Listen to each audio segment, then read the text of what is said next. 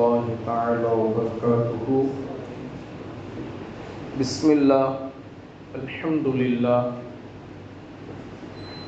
கணியத்திற்கும் பெருமதிப்பிற்கும் உரிய அல்லாஹ்வின் நல்லடியார்களே, பாசத்திற்குரிய தாய்மார்களே, அன்பிற்குரிய சகோதர சகோதரிகளே, அல்லாஹ்வினுடைய மாபெரும் கிருபையினால் இன்றைய தராவீஹ் தொழுகையிலே குர்ஆனுடைய 30வது ஜுஸ்வினுடைய முக்கால் ஜுஸ்வு நாம் ஓதி நிறைவு செய்திருக்கிறோம்.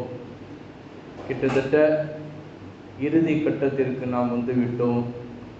இன்னும் எஞ்சி இருப்பது கால் ஜுஸ்வு தான். இதுபோன்று நம்முடைய வாழ்நாளில் குர்ஆனை இனி அடுத்து கேட்க வேண்டும் என்றால் ஒரு வருடம் நாம் காத்து கொண்டு வேண்டிய அவசியம் இருக்கிறது. அதிலும் ரமலானில் இதுபோன்று பல ரமலான்களை அடையக்கூடிய பாக்கியத்தையும் எல்லா விதமான சூழ்நிலையிலும் கூட குர்ஆனை முழுமையாக கேட்கக்கூடிய தௌஃபீக்கையும் குர்ஆனை ஓதி அதை விளங்கி அமல் செய்யக்கூடிய தௌஃபீக்கையும் அல்லாஹ் தஆலா நம் அனைவருக்கும் தந்தல் புரிவானாக. கண்ணியத்திற்கும் பெருமதிப்பிற்கும் உரிய அல்லாஹ்வின் நல்லடியார்களே, இன்றைக்கு நாம் பேச எடுத்துக்கொண்ட தலைப்பு ஃபித்ரா ஸகாத்.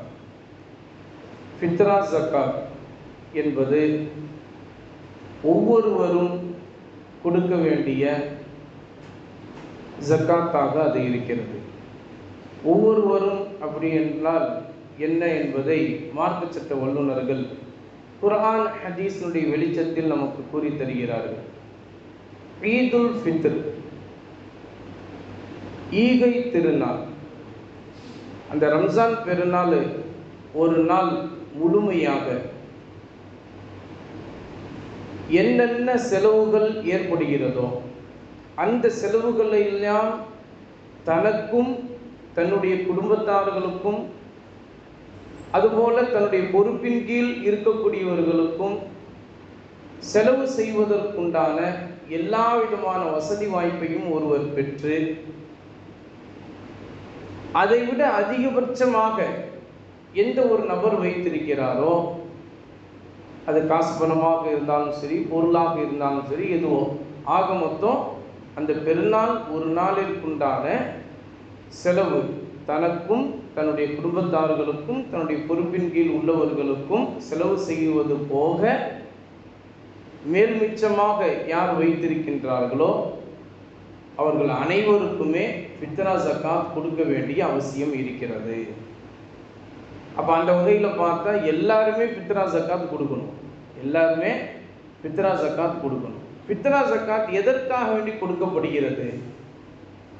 முக்கியமான நோக்கம் என்னவென்று சொன்னால், ஒரு மாதம் முழுவதும் ஃபர்லான நோன்பை அல்லாஹுக்காக வேண்டி நாம் வைத்திருக்கிறோம் இல்லையா?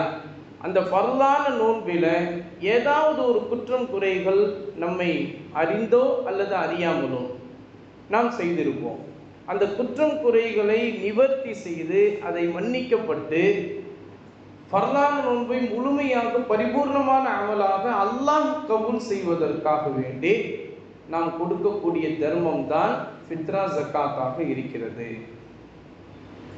இந்த ஃபித்ரா ஸகாத்தை நாம் கொடுக்கவில்லை என்றால் இந்த ஒரு மாதம் முழுவதும் நாம் செய்த அனைத்து அமல்களும் முதல் வானத்திலேயே போய் நின்றுவிடும். மலக்குமார்கள் அதுக்கு மேலே எடுத்துக்கொண்டு போக மாட்டாங்க. அல்லாஹ்வினுடைய அரிசிக்கும் நமக்கும் இடையிலே முதல் வானத்திலேயே நம்முடைய அமல்கள் தொங்க விடப்பட்டதாக கியாமத்து நாள் வரைக்கும் அப்படியே இருந்துவிடும். எப்போது நாம் ஃபித்ரா ஸகாத்தை நிறைவேற்றுகிறோமோ அப்போதுதான் அந்த அமல்களை எல்லாம் எடுத்துக்கொண்டு போய் மலக்குமார்கள் அல்லாஹ்வுடைய அர்ஷ் என்கின்ற சிம்மாசனத்தில் சேர்ப்பார்கள். இல்லை என்றால் சேர்க்க மாட்டார்கள். இது எதுவோ பொய் புரட்டாவாக அடிக்கப்பட்ட விஷயம் அல்ல.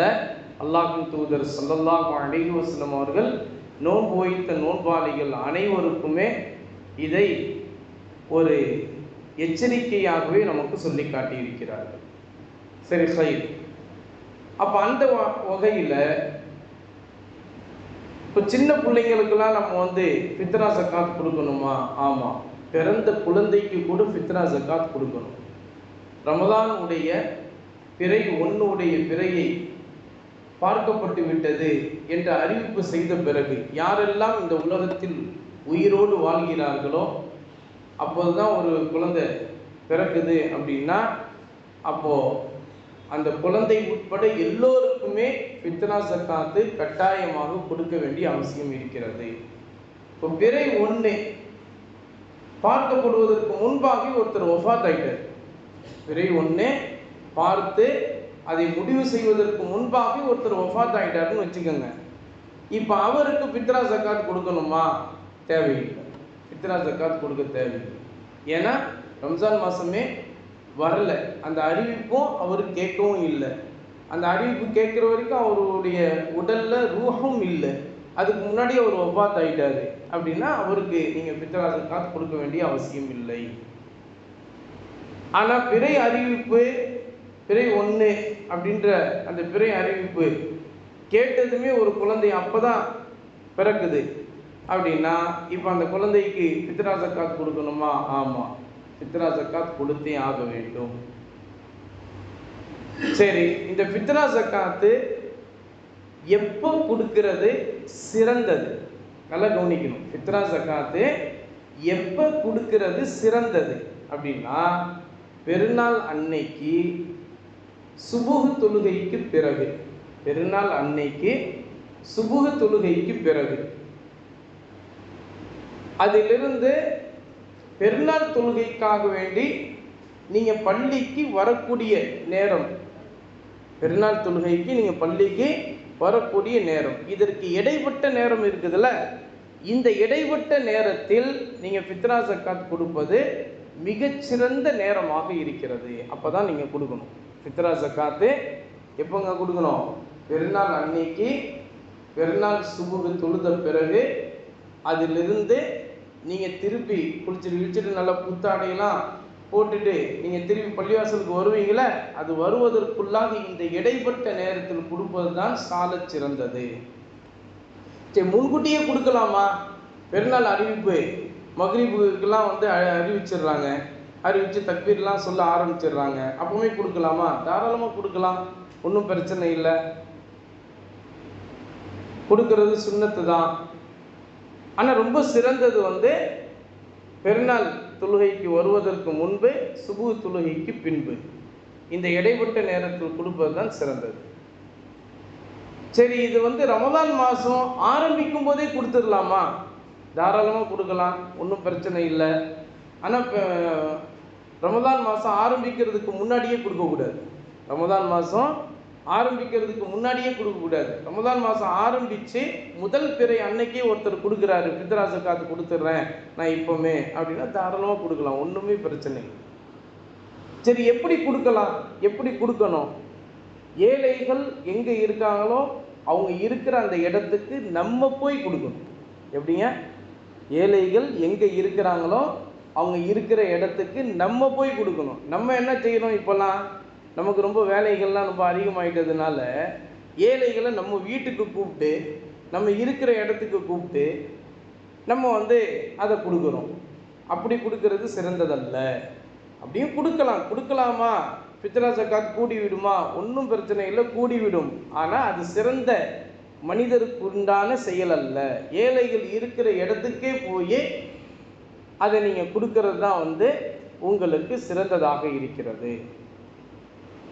சரி, ஒரு இடத்துல ஏழைகள் எல்லாத்தையும் ஒன்று கூட்டி நான் கிட்டத்தட்ட ஒரு 100-200 பேருக்கு நான் கொடுக்குறேன் சார். 100-200 பேருக்கு நான் போய் தேடி கொடுக்க முடியாது. ஒரு இடத்துல எல்லாத்தையும் கூப்பிட்டு இந்த இடத்துக்கு வந்துடுங்க, நான் உங்களுக்கு கொடுத்துட்றேன் அப்படின்னு கூப்பிட்றேன். இப்படி செய்யலாமா? தாராளமாக செய்யலாம், ஒன்றும் பிரச்சனை இல்லை. ஏன்னா 200 பேரையும் நீங்கள் போய் அந்த இடைப்பட்ட நேரத்தில் நீங்கள் பார்த்து கொடுத்து நிறைவேற்றுறதுங்கிறது முடியாத ஒரு காரியம். எல்லாத்தையும் ஒரு இடத்துல கூப்பிட்டு சேர்லாம் போட்டு கண்ணியப்படுத்தி அவங்கள உட்கார வச்சு நீங்கள் எழுந்திரிச்சு சென்று அதை உங்களுக்கு உதவியாளராக யாரையாவது வச்சுக்கிட்டு கொடுத்து, இந்தாங்க ஃபித்ரா ஜக்காத், என்னுடைய ஃபித்ரா ஜக்காத் இந்தாங்க அப்படின்னு சொல்லி நம்ம கொடுக்கணும். இப்போது இது கொடுக்க வேண்டிய மிகப்பெரிய கடமையில் உள்ளவர் குடும்ப தலைவர். நல்லா கவனிக்கணும். இது கொடுக்க வேண்டிய மிகப்பெரிய கடமையில் இருக்கிறவங்க யாருங்க? குடும்ப தலைவர்.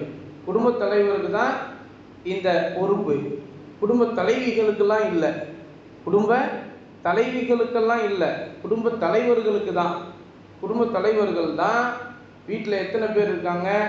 நான், என்னுடைய மனைவி, என்னுடைய பிள்ளைங்க, என்னுடைய அம்மா அப்பா, அதே மாதிரி என்னுடைய பொறுப்பின் கீழே, என்னுடைய பொறுப்பினுடைய பராமரிப்பின் கீழே இருக்கக்கூடியவங்க, இது எல்லாத்தையும் கணக்கு போட்டு ஒரு 7 ஒரு 10 பேர் வராங்க அப்படின்னு சொன்னால், அந்த 10 பேருக்கும் உண்டான அந்த விஷயத்தை நீங்கள் எல்லாத்தையும் தயார் செஞ்சு அதை கொடுக்கணும்.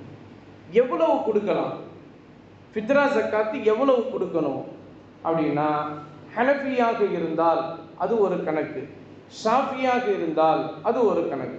இப்போ இதில் அதிகபட்சமான கணக்குன்றது சில அறிவிப்புகளில் 3,400 வரும், சில அறிவிப்புகளில் 2,400 வரும், இப்படி எல்லாம் இருக்குது. அதில் உலமா பெருமக்கள் நமக்கு ஷார்ட்டாக புரியுறதுக்கும் அளவுக்கு நமக்கு சொல்லி தராங்க. என்னென்ன அப்படின்னா, ஹனஃபி மதுஹபின் அடிப்படையில் நம்ம அரிசியோ அல்லது கோதுமையோ அல்லது அதற்குண்டான காசோ நம்ம கொடுத்துடலாம். என்ன அளவு அப்படின்னு சொன்னால் 1.600 கிராம், 1.600 கிராம் அல்லது 2.400 கிராம், 2.400 கிராம் அரிசியோ அல்லது கோதுமையோ அல்லது அதற்குண்டான காசோ நம்ம கணக்கிட்டு கொடுத்துடலாம். இது ஒருத்தருக்கு தான். இப்போ உங்கள் குடும்பத்தில் 10 பேர் அப்படின்னு சொன்னால் 10 பேருக்கு எத்தனை கிலோ வருதோ அத்தனை கிலோ. இப்போ 25 கிலோ மூட்டை அரிசி மூட்டை அப்படி நீங்கள் வாங்கி கொடுத்துட வேண்டியதுதான். ஒரு மூட்டை அரிசி மூட்டையை வாங்கி கொடுத்துடணும். இப்படி செஞ்சிடலாம். ஷாஃபிஈ மதுஹபின் அடிப்படையில் அரிசியோ கோதுமையாகத்தான், பொருளாகத்தான் கொடுக்கணுமே தவிர காசு பணமாக கொடுக்கக்கூடாது. இது ஷாஃபிஈ மதுஹபின் அடிப்படையில். ஷாஃபியா யாரெல்லாம் இருக்கிறீங்களோ அவங்களாம் காசு பணமாக கொடுத்தீங்கன்னா ஃபித்ரா ஜக்காத் நிறைவேறாது. காசு பணமாக கொடுக்கக்கூடாது. என்ன செய்யணும்? பொருளாகத்தான் வாங்கி தரணும். அரிசியோ அல்லது கோதுமையோ பொருளாகத்தான் வாங்கி தர வேண்டும். சரி, இப்போ இந்த ஃபித்ரா ஜக்காத்தை எவ்வளவு நேரத்திற்குள்ளாக கொடுக்கலாம்?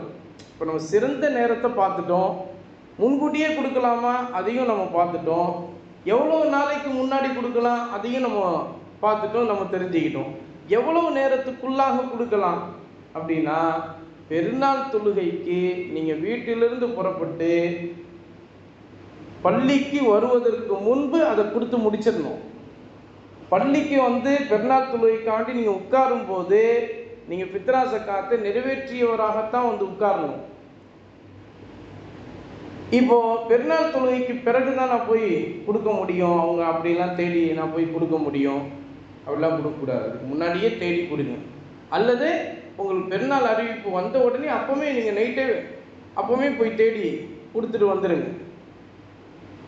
பெருநாள் தொழுகைக்கு வந்த பிறகு நீங்கள் கொடுக்கணுங்கிறது மக்ரிப் வரைக்கும் ஒருவர் பிற்படுத்தி கொடுத்தால், மக்ரிப் வரைக்கும் ஒருத்தர் பிற்படுத்தி கொடுத்தால் அது ஹராமாக ஆகிவிடும். பெருநாள் தொழுகைக்கு பிறகு ஒருத்தர் கொடுத்தாருன்னா அது மக்ரூஹ்னா அருவருக்கத்தக்க தர்மமாக ஆகிடும். நீங்கள் கொடுக்கறதே உங்கள் பாவங்கள் மன்னிக்கப்படுவதற்கு கொடுக்குறீங்க, அதுவே அருவருக்கத்தக்க ஒரு தர்மமாக ஆகணுமா? அப்படி ஆகக்கூடாது. மக்ரிப் தொழுகை வரைக்கும் ஒருத்தர் பிற்படுத்தி கொடுத்தாருன்னா அது ஹராமுன்றாங்க. நபிகள் நாயகம் ஸல்லல்லாஹு அலைஹி வஸல்லம் அவர்கள் அப்படி ஃபித்ரா ஜக்காத்தை கொடுப்பதை தடுத்திருக்கிறார்கள். அப்படி செய்யக்கூடாது. காரணம் என்னன்னா, நீங்கெல்லாம் எப்படி உங்கள் குடும்பத்தினரோடு சேர்ந்து அந்த நாளில் சந்தோஷமாக சலாம்லாம் சொல்லி முசாஃபா வானக்கெல்லாம் சொல்லி எல்லாம் நல்ல உயர்தரமான உணவுகளை சாப்பிட்டு நீங்கள் எல்லாம் சந்தோஷமாக இருக்கிறீங்களோ, அது போலத்தான் நம்முடைய சகோதரர்களான ஏழை சகோதரர்களும் அந்த நாளில் கவலைப்படக்கூடாது. நமக்கும் காசு பணம் இருந்துச்சுன்னா நம்மளும் நல்ல ஒரு உணவு சமைச்சு நம்மளும் சாப்பிடலாம, நம்ம பிள்ளைங்களுக்கும் கொடுக்கலாம, நம்மள்ட்ட காசு பணம் இல்லாததுனால தானே நம்ம இன்னைக்கு சந்தோஷமாக இருக்க முடியலைங்கிற ஒரு எண்ணம் ஏழைகளுக்கு விடக்கூடாது. நீங்கள் எப்படி சந்தோஷமாக இருக்கிறீங்களோ, நீங்கள் எப்படி உங்கள் குடும்பத்தாரோடு மகிழ்ச்சியாக இருக்கிறீங்களோ, உங்கள் பிள்ளைங்களை நீங்கள் சந்தோஷமாக எப்படி நீங்கள் பார்க்குறீங்களோ, அதுபோல தான் நம்முடைய சகோதரர்களான ஏழை சகோதரர்களும் அவங்களையும் அவங்களுடைய குடும்பத்தார்களையும் அவங்களுடைய பிள்ளை செல்வங்களையும் சந்தோஷமாக மகிழ்ச்சியாக அன்னைக்கு பார்க்கணும், அவங்களோடு சேர்ந்து சந்தோஷமாக சாப்பிடணுங்கிறது தான் இந்த ஃபித்ரா ஜக்காத்தினுடைய அடிப்படை நோக்கம். நீங்கள் மக்ரிப் வரைக்கும் பிற்படுத்தி கொடுத்தீங்கன்னா அந்த அடிப்படை நோக்கமே இல்லாமல் போச்சே. நீ எதுக்கு கொடுக்குற அந்த தர்மத்தை? நீயே எடுத்துகிட்டு போயிடு, நீ அந்த தர்மத்தை கொடுக்காத அப்படின்னு மார்க்கம் நமக்கு தெளிவாக அதை சொல்லி காட்டுகிறது என்பதோடு மட்டுமல்லாமல் நபிகள் நாயகம் ஸல்லல்லாஹு அலைஹி வஸல்லம் அவர்கள் மிகப்பெரிய அளவில் அதை கண்டிக்கவும் செய்திருக்கிறார். அப்படி செய்யக்கூடாது. அப்படி செய்கிறவன் உண்மையான முஃமினாக அவன் ஆக மாட்டான். உண்மையான முஃமினாக அவன் ஆக மாட்டான். ஏனென்றால் தான் மட்டும் நல்லா சாப்பிட்டு தன்னுடைய குடும்பத்தில் சந்தோஷமாக இருந்துட்டு தன்னுடைய சகோதரர்களான ஏழை சகோதரர்களை கவலைப்பட வச்சு அவங்களுடைய கவலையான முகத்தை அன்னைக்கு பார்த்து நீ மட்டும் சிரிச்சுக்கிட்டே இருக்கிறதுங்கிறது நீ இது நல்ல மனிதனுக்கு உண்டான அடையாளம் இல்லை. அதிலும் குறிப்பாக ஒரு நல்ல ஒரு முஃமின் இப்படி இருக்க மாட்டான். இறக்கப்படுவான், இறக்க சிந்தனை அவனுக்கு இருக்கும், அன்பு அவனுக்கு இருக்கும் அப்படின்னு சொல்லி மார்க்க உண்டான சட்டங்களை தெளிவாக நமக்கு சொல்லி காட்டிவிட்டார். இப்போ இந்த சட்டம் எல்லாமே புரிஞ்சிருச்சா? இதுதான் ஃபித்ரா ஸக்காத்தினுடைய முழுமையான பரிபூர்ணமான சட்டம். இந்த சட்டத்தின் அடிப்படையில் தான் நம்ம இன்ஷா அல்லாஹ் வரக்கூடிய இந்த 3 நாட்களுக்குள்ளாக நாம் என்னெல்லாம் ஃபித்ரா ஸக்காத்து கொடுக்கணும்னு ஆசைப்படுறோமோ அதெல்லாம் நம்ம கொடுத்துடலாம். ஹனஃபியா இருந்தால் காசு பணமாகவும் கொடுக்கலாம், ஷாஃபியா இருந்தால் வெறும் பொருளாகத்தான் வாங்கி கொடுக்கணும். இது எதற்காக வேண்டி இப்படி ஒரு வித்தியாசத்தோடு சொல்கிறார்கள் என்று சொன்னால், ஹனபி மதுஹபின் அடிப்படையில் நீங்கள் காசு பணமாகவும் கொடுக்கலாம், அரிசி பொருளாகவும் கொடுக்கலாம் அப்படின்ட்டு சொன்னதுக்கு காரணம் என்னென்னா, நீங்கள் எல்லாருமே அரிசி பணமாக நீங்கள் கோதுமையாக கொடுத்துட்டீங்கன்னா அப்போ மற்ற இதெல்லாம் வாங்குறதுக்கு, எண்ணெய் வாங்குறதுக்கு, கறி வாங்குறதுக்கு, அவங்களுக்கு செலவுக்கு காசு பணம் வேணும்ல. அப்போ அதனால் நீங்கள் காசு பணத்தையும் நீங்கள் சேர்த்து கொடுங்க, காசு பணத்தையும் நீங்கள் சேர்த்து கொடுங்க அப்படின்ற ஹனபி மதுஹபின் அடிப்படையில் அந்த நோக்கத்தின் அடிப்படையில் சொல்கிறாங்க.